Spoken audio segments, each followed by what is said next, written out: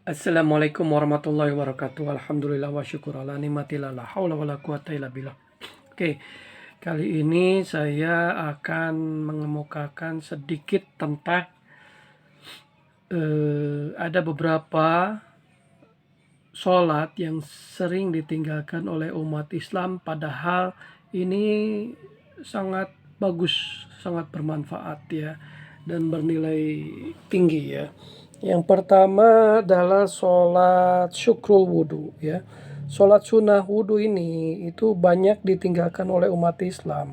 Jadi tata caranya sholat sunat wudhu itu cukup ketika Anda setelah sholat ketika setelah wudhu Anda masuk ke masjid misalnya, langsung sholat sunat wudhu, bukan tahiyatul masjid dulu ya. Jadi sholat sunat wudhu ya.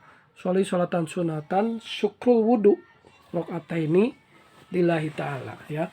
Jadi itu sangat penting juga ya, sholat sunat wudhu ini, syukrul wudhu. Jadi ketika Anda masuk ke masjid bukan tahiyatul masjid dulu.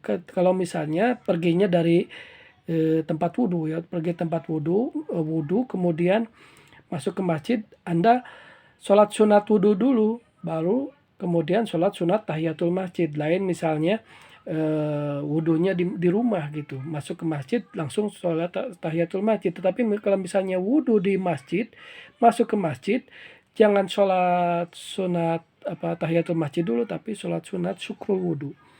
Nah, apa pentingnya jadi syukrul wudhu? Jadi ini kita mensyukuri kita masih bisa berwudhu. Coba Anda orang yang sakit, terbaring di rumah sakit, Anda tidak bisa wudhu ya. Mungkin diwudukan oleh orang lain, terbaring bisa tidak bisa bergerak, diwudukan oleh orang lain, atau mungkin ditayamumkan oleh orang lain gitu. Jadi pentingnya kita mensyukuri bahwa kita masih bisa berwudhu. Berwudhu itu artinya punya air. Jadi punya air yang suci. Betapa banyak daerah, di beberapa daerah itu tidak ada air ya. Sebut aja NTT itu banyak yang tidak ada air. Kita ada air berlimpah, masih bisa wudhu.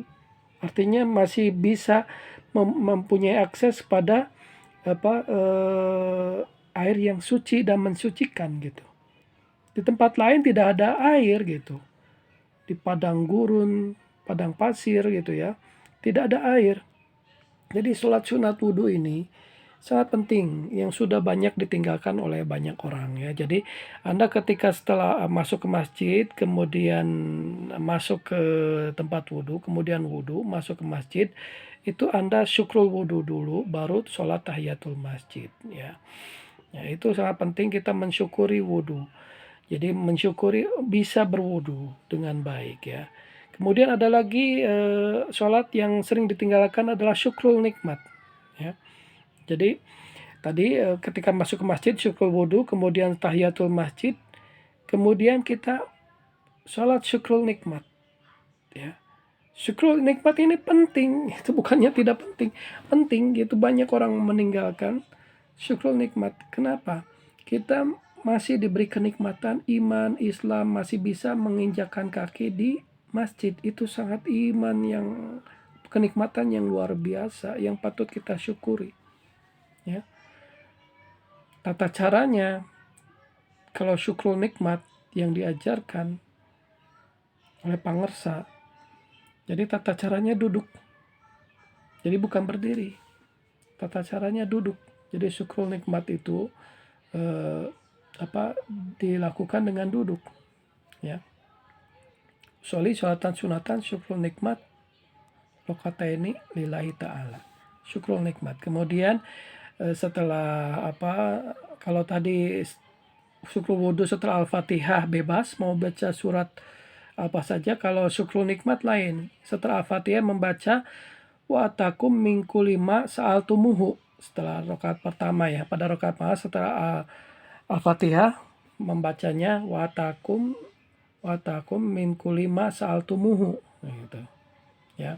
Kemudian setelah Al-Fatihah rakaat kedua wa in ta'udu nikmatallahi la tusuha innal insana ladzalamun kafarun gitu ya. Jadi itu ada tata caranya, Anda silahkan cari aja di internet banyak ya. kalau ada yang tidak tahu. Jadi sholat syukrul nikmat gimana?